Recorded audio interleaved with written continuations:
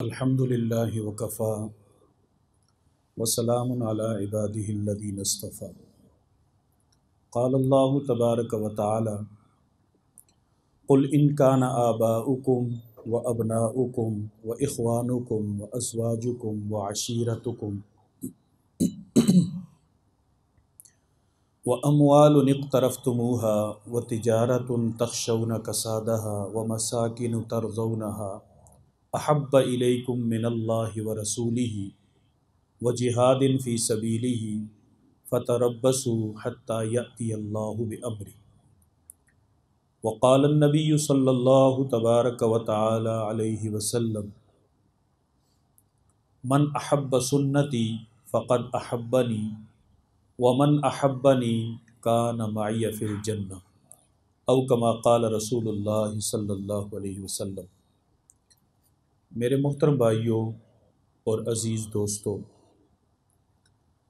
آج کی ہماری گفتگو کا عنوان ہے محبت رسول اور اس کے تقاضے۔ ہم سب کا یہ ایمان ہے کہ رسول اللہ صلی اللہ علیہ وسلم کی محبت دین کی، اسلام کی بنیادی شرط ہے۔ اگر رسول اللہ صلی اللہ علیہ وسلم کی محبت میں کچھ کمی ہو تو اس کا مطلب یہ ہے کہ انسان کا ایمان اتنا کم ہے، اور اگر محبت رسول بڑھتی جائے اس کا مطلب یہ ہے کہ انسان کا ایمان ترقی کر رہا ہے، اس میں اضافہ ہو رہا ہے۔ تو یوں سمجھیے کہ اپنے ایمان کو چیک کرنے کا پیمانہ جناب محمد الرسول اللہ صلی اللہ علیہ وسلم کی محبت ہے۔ ہم یہ سمجھتے ہیں کہ ایک مسلمان کے لیے محبت رسول اتنا ہی ضروری ہے کہ جتنا آنکھ کے لیے روشنی ضروری ہے، جتنا کان کے لیے سماعت ضروری ہے، جیسے زبان کے لیے گویائی ضروری ہے، جیسے دل کے لیے دھڑکنا ضروری ہے، جیسے دماغ کے لیے سوچنا ضروری ہے، ہاتھ کے لیے پکڑنا، پاؤں کے لیے چلنا، اور بلکہ یوں کہیں کہ محبت رسول ہم سب کے لیے اتنی ہی اہم ہے کہ جتنی بدن کے لیے روح عام ہے۔ اگر بدن ہو روح نہ ہو اسے انسان نہیں کہا جا سکتا، بلکہ اسے لاش کہا جاتا ہے، اور روح کے بغیر وہ بدن بھی گلنا سڑنا شروع ہو جاتا ہے، اور ایک محدود ٹائم کے اندر وہ بدن گل سڑ کے مٹی میں شامل ہو جاتا ہے۔ کیوں؟ اس میں روح نہیں۔ اسی طرح اگر ایک مسلمان کے اندر محبت رسول نہیں ہے تو اس کے اندر ایمان نہیں ہے۔ اور یہ بات کوئی فلسفہ نہیں ہے، بلکہ رسول اللہ صلی اللہ علیہ وسلم کی تعلیمات سے لی گئی بات ہے۔ جب رسول اللہ صلی اللہ علیہ وسلم کے سامنے حضرت عمر فاروق رضی اللہ تعالیٰ عنہ تشریف لائے، اور حضرت عمر رضی اللہ تعالیٰ عنہ نے فرمایا کہ حضور ایک بات کرنا چاہتا ہوں۔ آپ نے فرمایا بتاؤ۔ تو حضرت عمر رضی اللہ تعالیٰ عنہ نے فرمایا کہ حضور مجھے آپ سے یہ کہنا ہے کہ مجھے آپ اپنے ماں باپ سے زیادہ محبوب ہیں، مجھے آپ میری اولاد سے زیادہ محبوب ہیں، مجھے آپ ساری کائنات سے زیادہ محبوب ہیں، لیکن میں سمجھتا ہوں کہ جب میری اپنی جان کی بات آتی ہے تو مجھے یوں لگتا ہے کہ شاید مجھے اپنی جان آپ کی جان سے زیادہ پیاری ہے۔ تو حضور نے فرمایا عمر نہیں، لا یؤمن احدکم حتی اکون احب الیہ من والدہ وولدہ والناس اجمعین۔ عمر اس وقت تک کوئی مومن نہیں ہو سکتا جب تک کہ میں اس کے نزدیک اسے اپنی جان سے، اپنے مال سے، اپنے ماں باپ سے، اپنی اولاد سے اور ساری کائنات سے زیادہ محبوب نہ ہو جاؤں، اس وقت تک ایمان مکمل نہیں ہو سکتا۔ حضرت عمر رضی اللہ تعالیٰ عنہ نے سوچا، اور سوچ کر فرمایا کہ اللہ کے محبوب میری توجہ اس طرف نہیں تھی، یقین جانیے آپ نے میری توجہ دلائی تو مجھے احساس ہو گیا کہ ایسا نہیں ہے میں یہ سوچتا تھا مجھے آپ اپنے ماں باپ اپنی اولاد ساری کائنات اور یہاں تک کہ مجھے آپ اپنی جان سے بھی زیادہ اچھے لگتے ہیں، تو حضور نے فرمایا کہ عمر اب تیرا ایمان مکمل ہو گیا۔ اب آپ اندازہ کیجئے کہ ہم وہ بدنصیب لوگ ہیں، ہم نے محبت رسول کرنی کیا تھی، محبت رسول کو ہی متنازع بنا دیا۔ محبت رسول پہ تنازع ہے۔ کچھ لوگ کہتے ہیں کہ ہم حضور کے ٹھیکیدار ہیں، ہم سب سے زیادہ محبت کرتے ہیں، فلاں کے اندر حضور کی محبت نہیں ہے، حالانکہ یہ کوئی لڑنے والی بات تھوڑی تھی۔ محبت دنیا کی وہ عجیب چیز ہے کہ جو صرف دعوے کا نام نہیں ہے، بلکہ محبت کو دلیل سے ثابت کرنا پڑتا ہے، اور کہنا نہیں پڑتا، دنیا مانتی ہے کہ یہ شخص فلاں سے محبت کرتا ہے۔ میں نے اور آپ نے مجنو اور لیلا کو نہیں دیکھا، ان کا گھر ہمیں پتہ نہیں ہے، ان کی محبت جائز محبت نہیں تھی، ناجائز محبت تھی، حرام محبت تھی، لیکن اس حرام محبت کے اندر وہ اتنے کمال کو پہنچے کہ آج صدیاں بیت گئی، دنیا ان کی محبت کی مثال کیوں دیتی ہے کہ مجنو نے لیلا سے اپنی محبت کو دلیل سے ثابت کیا، صرف دعویٰ نہیں کیا۔ اور وہ دلیل کیا تھی کہ جب لیلا کے دروازے پہ بہت سارے مجنو آنا شروع ہو گئے تو ایک دن لیلا نے انہیں آزمایا، ایک برتن بھیجا اور ساتھ چھری بھیجی، کہا کہ آج تمہاری محبوبہ کو خون کی ضرورت ہے، کون ہے جو اپنا خون اپنی محبوبہ کے لیے دے گا؟ تو جو پہلا مجنو بیٹھا تھا اس نے کہا میری ذرا طبیعت خراب ہے، دوسرے سے لے لو۔ جب کٹورا دوسرے کے پاس گیا تو اس نے بھی کہا کہ میں ذرا گھبرا جاتا ہوں، تھوڑا سا محبت تو ہے مجھے لیکن آگے والے سے لے لو۔ تو وہ برتن اور چھری چلتے چلتے حقیقی مجنو کے پاس جب ہوئی تو اس نے کہا کہ خون تو میں دے دوں گا، لیکن یہ برتن لے کے جاؤ اور لیلا سے یہ پوچھو کہ جسم کے کون سے حصے کا خون تجھے چاہیے، میں اسے کاٹوں اور کاٹ کے تجھے خون دے دوں۔ تو یاد رکھیے، یہ اصول زندگی یاد رکھیں کہ محبت کو دلیل سے ثابت کیا جاتا ہے، اور وہ دلیل انسان کا عمل اور کردار ہوتا ہے۔ محبت کسی دعوے کا نام نہیں ہے۔ اور یہ جو اپنی جان سے زیادہ محبوب والی بات ہے، یقین جانیے صحابہ کرام نے ایک نہیں درجنوں مثالوں سے محبت رسول کو ثابت کیا کہ ہمیں حضور کی زندگی اپنی زندگی سے زیادہ محبوب ہے۔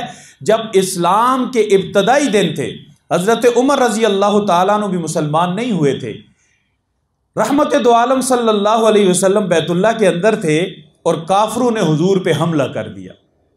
جب میرے محبوب کے اوپر حملہ ہوا تو سیدنا صدیق اکبر رضی اللہ تعالیٰ عنہ جو سچے محب رسول تھے وہ کھڑے دیکھ رہے تھے۔ جب انہوں نے دیکھا تو کہ کافر حضور پہ ٹوٹ پڑے ہیں، انہوں نے وہیں سے آواز لگائی اتقتلون رجلا ان یقول ربی اللہ، کیا تم ایسے شخص کو قتل کرنا چاہتے ہو جو صرف یہ کہتا ہے کہ میرا رب اللہ ہے؟ یہ اس کا جرم ہے، اس جرم میں تم حضور کو قتل کرنا چاہتے ہو۔ یہ وہی جملہ تھا جو فرعون کے دربار میں جب موسیٰ علیہ السلام کے خلاف منصوبہ بندی کی جا رہی تھی، ایک وہ شخص جس نے آج تک اپنا ایمان چھپا کے رکھا تھا آج نہ چھپ سکا، موسیٰ علیہ السلام کی محبت چھپ نہ سکی، وہ فرعون کے سامنے کھڑا ہو گیا اور اس نے یہی جملہ کہا اتقتلون رجلا ان یقول ربی اللہ، موسیٰ کو اس لیے مارو گے کہ وہ کہتا ہے اللہ رب ہے میرا؟ اللہ کی وحدانیت کی پاداش میں تم موسیٰ کو قتل کرنا چاہتے ہو۔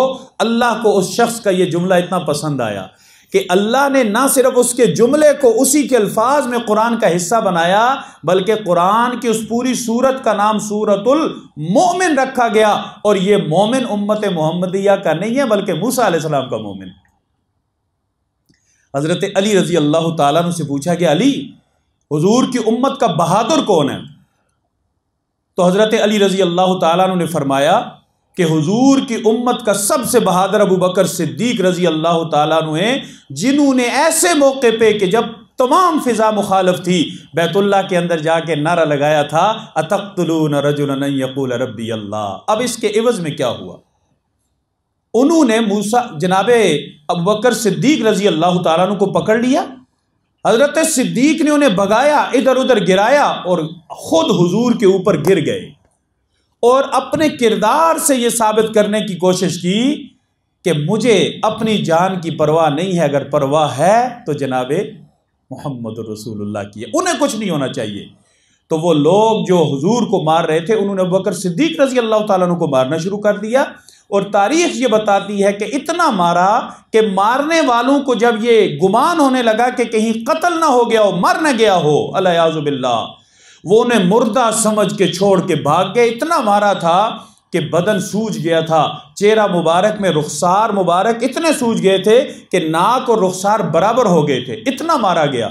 حضرت صدیق بے ہوش تھے، آپ کو اٹھا کر لے جایا گیا، اور یہ ساری مار انہوں نے حضور کے لیے کھائی، یہ ثابت کرنے کے لیے کہ تم میں سے اس وقت تک کوئی مومن نہیں ہو سکتا جب تمہیں اپنی جان سے زیادہ حضور کی جان محبوب نہ ہو جائے۔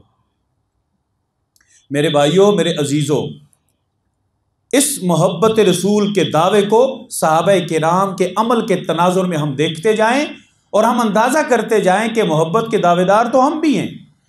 کیا سال میں ایک بار غلامی رسول میں موت بھی قبول ہے کہ نعرے آپ کو سننے نہیں ملتے؟ یہ چاکنگ نہیں ہوتی؟ اور یہی غلامی رسول میں موت بھی قبول ہے، موت اور زندگی کو برابر کر کے سامنے پیش کرنے والوں سے جب پوچھا جائے کہ فجر کی نماز آخری دفعہ کب پڑھی تھی تو وہ کہتے ہیں ہمیں یاد نہیں ہے، اور ان سے کہا جائے کہ غلامی کا تقاضا یہ ہے کہ حضور کی آنکھوں کو ٹھنڈا کرو، اللہ کے محبوب صلی اللہ علیہ وسلم کی آنکھیں نماز سے ٹھنڈی ہوتی ہیں، آپ نے فرمایا نماز سے میری آنکھیں ٹھنڈی کرو، فجر میں اٹھا کرو، کہتے ہیں نہیں، مار دو اوپر سے رضائی نہیں ہٹانا، کیونکہ ہمیں غلامی میں موت تو قبول ہے، فجر کے لیے نیند قربان کرنا قبول نہیں ہے۔ یہ ہے وہ کھوکھلا دعویٰ، جس کھوکھلے دعوے کے پیچھے چھپ کے ہم یہ سمجھتے ہیں کہ ہم اللہ کو بھی اسی طرح دھوکہ دے لیں گے جیسے ہم اپنے آپ کو یا اس معاشرے کو اور لوگوں کو دھوکہ دیتے ہیں۔ حضرت صدیق اکبر رضی اللہ تعالیٰ عنہ بے ہوش ہے، کہتے ہیں چند دن بے ہوش رہے، جب ہوش آیا گھر والے خوش ہوئے کہ آنکھیں کھول لی ہیں، بچ گئے ہیں، کچھ کھا لیں۔ تو حضرت صدیق اکبر رضی اللہ تعالیٰ عنہ نے فرمایا میں اس وقت تک کچھ نہیں کھاؤں گا جب مجھے یہ پتہ نہیں چلے گا کہ محمد الرسول اللہ صلی اللہ علیہ وسلم کے سال میں، کہ میں جب مار کھا رہا تھا، جب میں بے ہوش ہوا تو اس وقت میں نے دیکھا کہ یہ لوگ حضور کو بھی مار رہے تھے، اس کے بعد مجھے پتہ نہیں کہ میرے آقا کا کیا بنا۔ خاندان والے بڑے ناراض ہوئے کہ جس کی خاطر تجھے اتنی مار پڑی ہے تو ابھی بھی اسی کا نام لیتا ہے؟ کہا نہیں، مجھے لے جاؤ، مجھے حضور دکھاؤ، بس میری یہ ضد ہے، جب تک میں آقا کو نہیں دیکھوں گا میں اس وقت تک کچھ نہیں کھاؤں گا۔ رات کی تاریکی میں دو خواتین، ایک آپ کی والدہ اور ایک آپ کی زوجہ محترمہ، آپ کو کندھوں پہ سہارا دے کر حضور کی خدمت میں لے کے گئی۔ اللہ کے رسول صلی اللہ علیہ وسلم نے حضرت صدیق کو دیکھا، حضرت صدیق نے مصطفیٰ کو دیکھا، آقا نے پوچھا ابوبکر تجھے میری خاطر بڑی مار پڑی، زیادہ تکلیف تو نہیں ہوئی؟ تو حضرت صدیق نے عجیب جواب دیا، فرمانے لگے آقا واقعی مار پڑتی ہے، انسان ہوں، بدن ہے، تکلیف تو ہوئی، لیکن جس وقت اب آپ کا چہرہ دیکھ لیا نا، اللہ کی عزت کی قسم اب مجھے کوئی تکلیف نہیں ہے۔ کل مصیبت بعد محمد جلل، تمام پریشانیاں جب حضور کو دیکھ لیا جائے پھر وہ پریشانیاں نہیں رہتی، کیونکہ آپ سلامت ہیں تو ہم سلامت ہیں۔ یہ ہے وہ محبت جس کے ذریعے سے انسان اپنے ایمان کو چیک کرتا ہے، اور حضرت صدیق رضی اللہ تعالیٰ عنہ کا ایمان نبیوں کے بعد سب سے مضبوط اور سب سے اوپر کے ایمان کا معیار اگر کسی کا ہے تو حضرت صدیق کا ہے، کیونکہ صدیق اکبر رضی اللہ تعالیٰ عنہ عکس مصطفیٰ تھے، حضور سے اتنا پیار کرتے تھے کہ حضرت صدیق کی مشابہت جناب محمد رسول اللہ صلی اللہ علیہ وسلم سے ہو گئی تھی۔ اور جب ہجرت کے موقع پہ حضرت صدیق بھی ہیں، آپ بھی ہیں، غلام بھی ہے عمر بن فہیرہ، اور رستہ دکھانے والا رہبر بھی ہے، 4 لوگ ہیں۔ مدینہ والوں کو جو اشتباہ ہوا کہ حضور کون سے ہیں اور صدیق کون سے ہیں، وہ ان 2 کے درمیان میں ہوا۔ کچھ نے حضرت صدیق کو حضور سمجھا، کچھ نے حضور کو حضور سمجھا۔ آخر یہ اشتباہ کیوں ہوا؟ کیا وہ کوئی نادان لوگ تھے؟ بالکل نہیں، وہ نادان نہیں تھے، حضرت صدیق نے اپنے آپ کو عکس مصطفیٰ بنایا ہوا۔ اور پھر صحابہ کرام کی خصوصیت ہے کہ صحابہ صرف محب نہیں تھے، بلکہ صحابہ کرام محب ہونے کے ساتھ ساتھ مزاج شناس تھے، حضور کا مزاج جانتے تھے۔ اب جب لوگ آئے حضرت صدیق کو ملنے، حضور کو ملنے، تو اگر کوئی جذباتی ہوتا وہ کہتا نہیں نہیں حضور تو یہ ہیں، ان سے ملو، مجھ سے نہ ملو. انہوں نے کہا نہیں کوئی بات نہیں، حضور ادھر ہی ہیں، بعد میں مل لیں گے. حضور سے وہ ملتے رہے، حضرت صدیق سے بھی ملتے رہے. جب سارے لوگ مل کے تسلی سے بیٹھ گئے تو اب حضرت صدیق نے یہ نہیں کہا کہ میں حضور نہیں ہوں، یہ ہیں. کیوں کہ اس سے یہ شبہ ہو جاتا کہ شاید حضرت صدیق اپنے آپ کو نبی سمجھ کے لوگوں سے ملتے رہے. ایسا نہیں تھا، بلکہ حضرت صدیق اٹھے، اپنے کندھے سے چادر اتاری اور دھوپ کے سامنے رکھ کر حضور پہ سایہ کیا. اب دنیا کو پتا چلا کہ خادم کون ہے اور مخدوم کون ہے. مزاج شناس اتنے تھے. یہ انہوں نے کیوں کیا؟ ایسا کیا فلو زیادہ تھا، لوگوں کے جذبات بے قابو تھے. اگر سارا رش حضور پہ ٹوٹ پڑتا اللہ کے محبوب کو تکلیف ہوتی، اور مزاج شناس لوگ اپنے محبوب کو تکلیف نہیں ہونے دے. انہوں نے کہا تکلیف مل کے برداشت کریں گے، بعد میں کہہ دیں گے میں تو خادم ہوں، یہ مخدوم تک بعد میں پہنچ جائیں گے. حضرت صدیق رضی اللہ تعالیٰ عنہ ایمان میں کامل و اکمل ہیں، اس لیے کہ وہ محبت رسول میں کامل و اکمل ہیں. صحابہ کرام کی زندگی کے تناظر میں میرے عزیزوں محبت رسول کا پیمانہ سیٹ کریں. جب غزوہ احد کے اندر مسلمانوں کو ظاہری شکست ہوتی ہے، اس ظاہری شکست میں حضور صلی اللہ علیہ وسلم کافروں کے نشانے پہ تھے، اور ان کی سب سے بڑی کوشش یہ تھی کہ الیاذ باللہ حضور کو نقصان پہنچا کر ہم یہاں سے چلتے بنے. اللہ کے محبوب کو صحابہ کرام نے گھیرا ہوا تھا. آپ احد کے میدان سے اوپر چڑھے اور اوپر ایک غار تھا، وہ غار تینوں طرف سے محفوظ تھا. سامنے والی سائڈ اس کی اوپن تھی، ادھر سے بھی کوئی نہیں آ سکتا، اوپر سے بھی ادھر سے بھی. وہ ایسی جگہ پہ تھا تو سامنے سے آ کر کافر تیر مارتے تھے.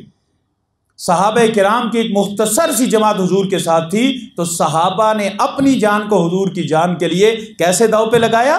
حضرت ابو طلحہ انصاری رضی اللہ تعالیٰ عنہ حضور کے سامنے یوں کھڑے ہو گئے، ایسے، بالکل ایسے، اور وہ پیچھے سے جو بھی تیر آتا ادھر بازو میں، پیٹھ پہ، ٹانگوں پہ تیر لگتے رہے.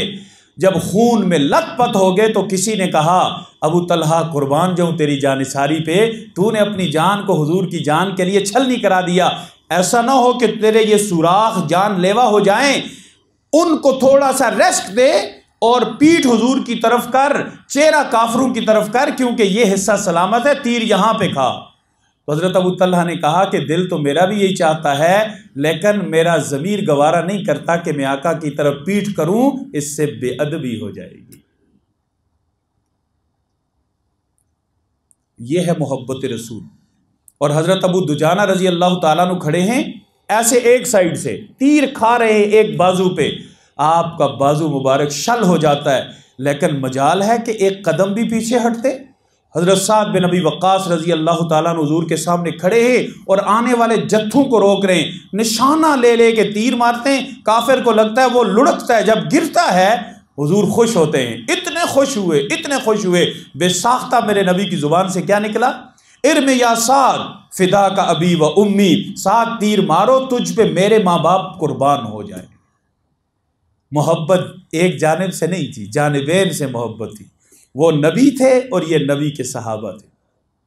وہ نبی کے جانثار تھے اور امام الانبیاء صلی اللہ علیہ وسلم ان کے نجات دہندہ تھے.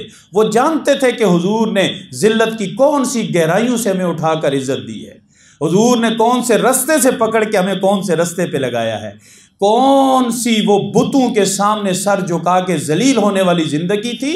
آپ نے اٹھایا، سر اٹھانا بھی سکھایا اور اس ذات کے سامنے سر جھکانا سکھایا جس ذات کے سامنے سر جھکانا حقیقت میں سر کی زکوٰۃ ہے، سر کی عزت ہے جس ذات کے سامنے. تو وہ اپنی جان مال ہر چیز حضور کے لیے ہمیشہ کے لیے تیار رکھتے تھے. اسے محبت رسول کہا جاتا ہے. آج کی دنیا میں محبت کی ایک علامت دنیا کہتی ہے تاج محل ہے. کیا کہتے ہیں؟ تاج محل زمین پہ محبت کی مہر ہے. کہتے ہیں کہ شاہ جہان نے اپنی بیوی ممتاز محل کے لیے جو تاج محل بنایا یہ محبت کی علامت ہے، دھرتی کے سینے پہ محبت کی مہر ہے.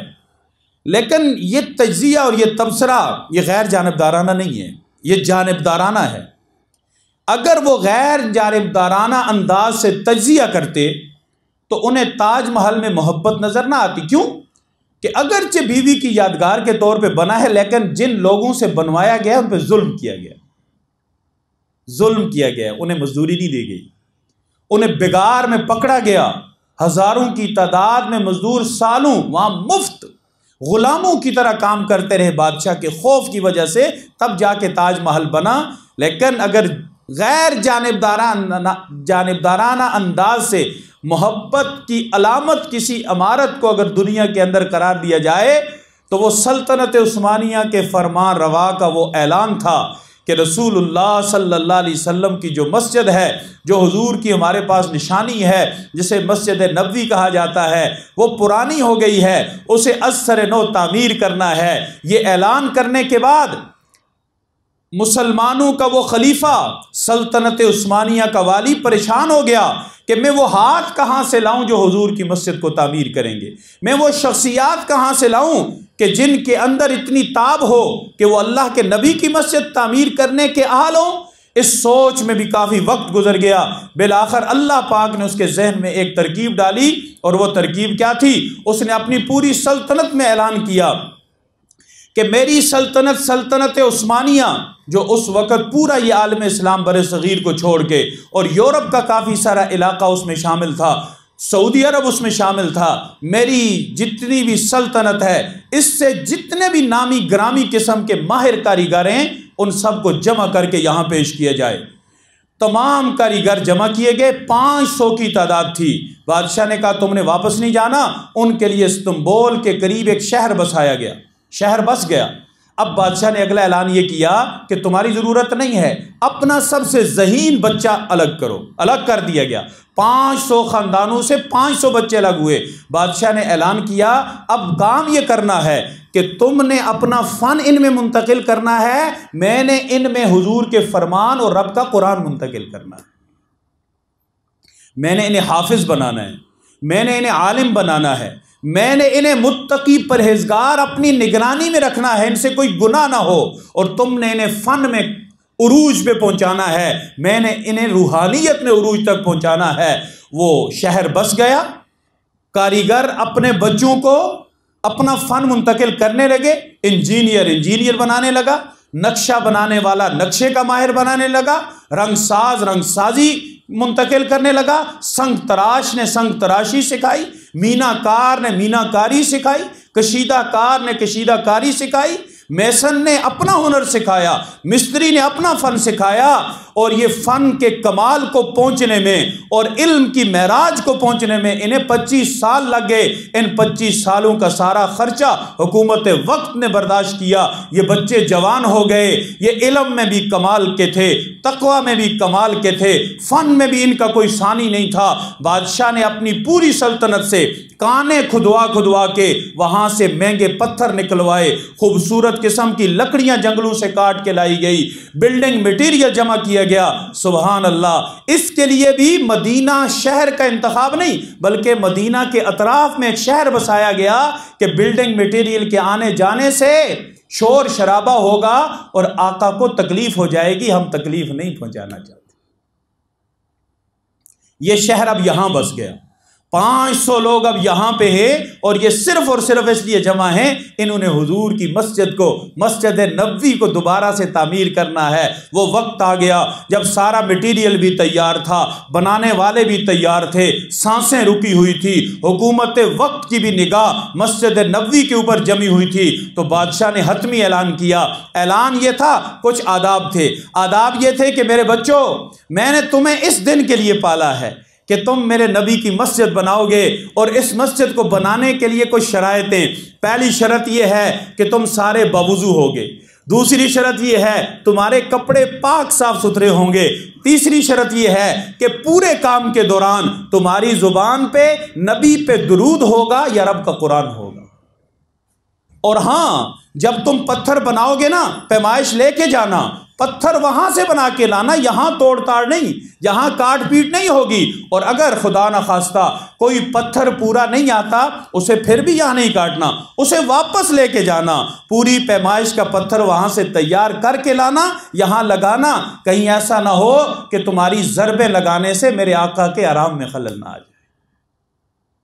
اور اگر کوئی پتھر ایسا ہے کہ جس میں معمولی سی ترمیم کرنی ہے، اتنی اجازت ہے کہ تم اس پتھر کو موٹے کپڑے میں لپیٹنا، اور لپیٹ کے چھوٹی ہتھوڑی سے جس سے آواز پیدا نہ ہو، یہاں معمولی سی ترمیم کر سکتے ہو، زیادہ نہیں۔ اور جب کام شروع کرنا تو روضہ رسول کی جو جالیاں مبارک ہے ان جالیوں کو ایک موٹے ریشمی کپڑے سے لپیٹ دینا، اگر گرد بھی اندر چلی گئی تو ہمیں لینے کے دینے پڑ جائیں گے۔ رسول اللہ صلی اللہ علیہ وسلم کی بے ادبی ہو جائے گی۔ یوں محبت کی یہ عمارت تعمیر ہوئی جس میں عشق بھی تھا، جس میں وفا بھی تھی، جس میں جنون بھی تھا، جس میں عقیدت بھی تھی، اور جس میں چاہت بھی تھی، جس میں خدمت بھی تھی۔ لیکن محبت اور اخلاص والوں کی لگی ہوئی اینٹیں صدی گزرنے کے بعد آج بھی اسی طرح اپنی جگہ موجود ہیں، کسی کو ہمت نہیں ہوئی کہ انہیں ہٹا سکے۔ حتیٰ کہ بیت اللہ کے اندر وہ آگے آپ نے دیکھا ہوگا ایک اضافی سے چبوترے بنے ہوئے ہیں، لوگ مختلف باتیں کرتے ہیں کہ ان کو کیوں نہیں ہٹایا جاتا۔ میں یہ کہتا ہوں کہ محبت والوں کے لگے ہوئے پتھروں کو ہٹانا، اس جیسی محبت لائی جائے تو ہٹانا ممکن ہے، ورنہ ممکن نہیں۔ تو غیر جانبدارانہ تجزیہ اگر کیا جائے تو دنیا یہ مانے گی کہ جس محبت سے میرے نبی کی مسجد سلطنت عثمانیہ کے دور میں تعمیر ہوئی، تاج محل کو اس سے کوئی نسبت نہیں ہے۔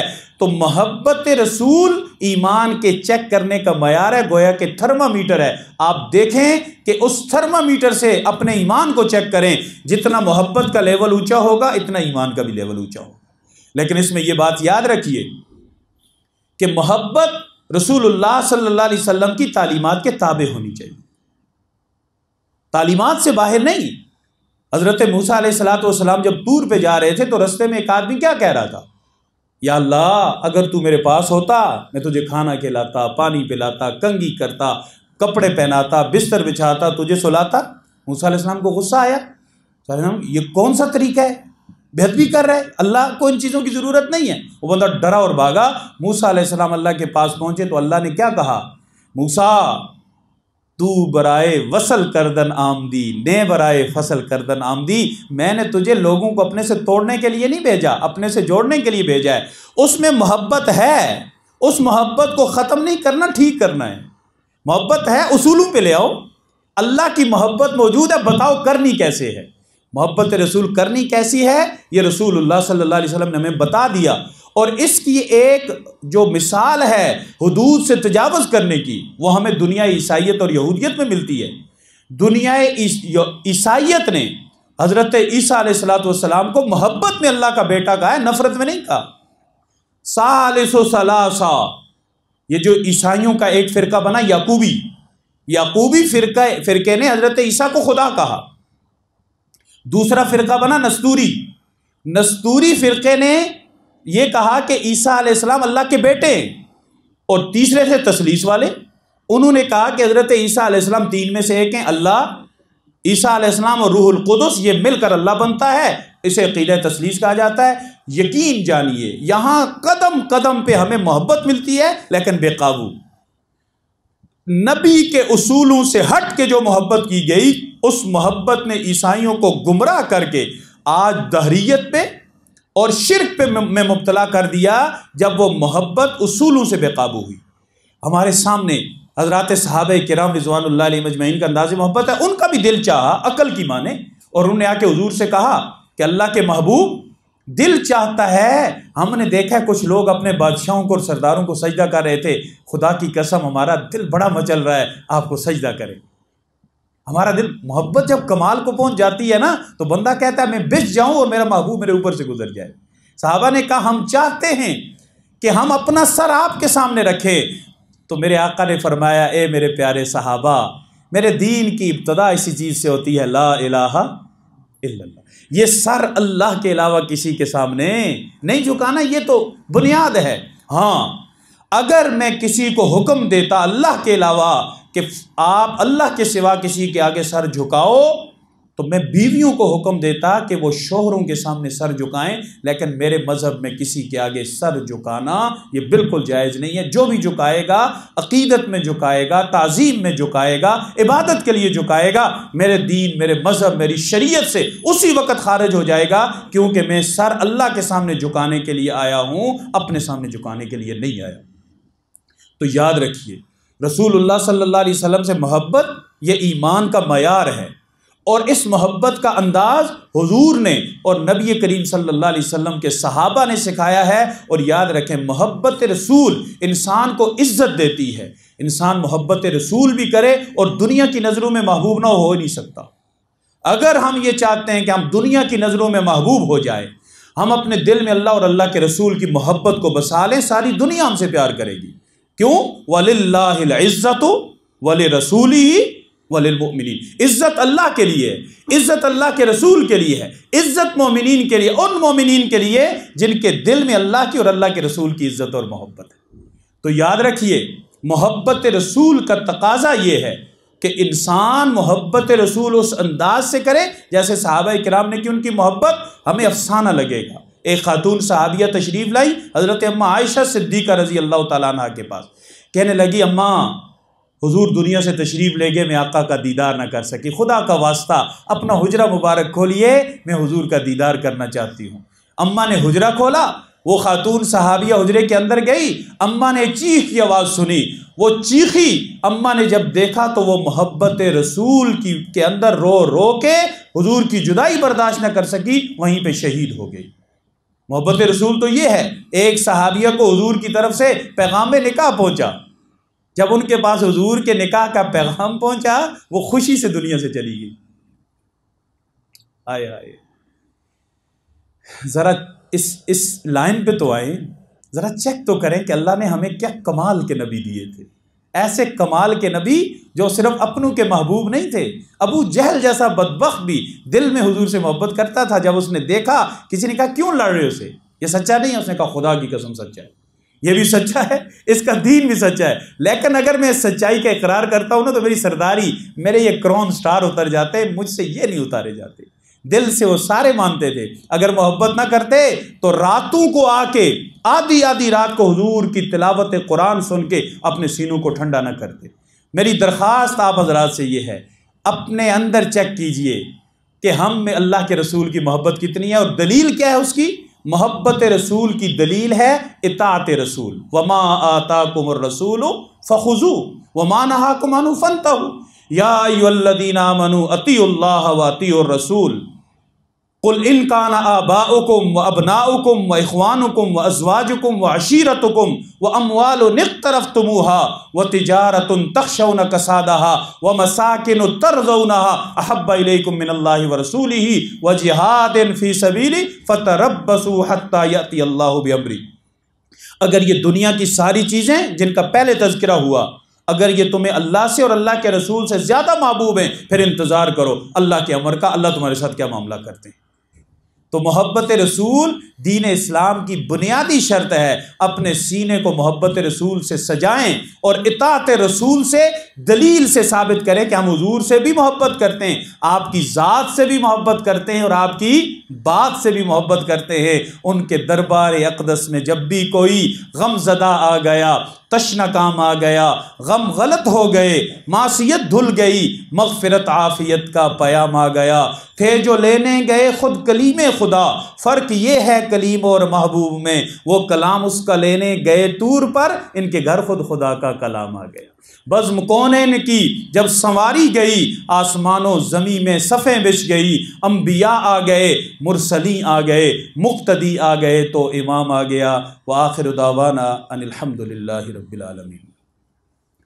الحمدللہ رب العالمین والعاقبۃ للمتقین والصلاة والسلام علی رسولہ محمد وآلہ واصحابہ اجمعین۔ یا اللہ کریم جو کہا سنا اس پہ ہم سب کو عمل کرنے کی توفیق عطا فرما دے۔ یا اللہ کریم حضور صلی اللہ علیہ وسلم سے سچی اور صحیح محبت نصیب فرما دے، اپنے عمل اور کردار سے اس محبت کو ثابت کرنے کی توفیق عطا فرما دے۔ جتنے بھائی بزرگ یہاں بیٹھے ہیں، جس کے دل میں جو بھی جائز شرعی حاجت ہے، غیب کے خزانوں سے سب کی حاجات کو، نیک تمناؤں کو پورا فرما دیں۔ یا اللہ کریم ہمارے ان سب بھائیوں اور ہمارے رزق میں، جان میں، مال میں، ایمان میں، عمر میں، اولاد میں، ہر چیز میں اضافہ اور برکت نصیب فرما دیں۔ ہماری ضرورتوں کو غیب کے خزانوں سے پورا فرما دیں۔ وصلی اللہ تعالی علی خیر خلقہ محمد و آلہ۔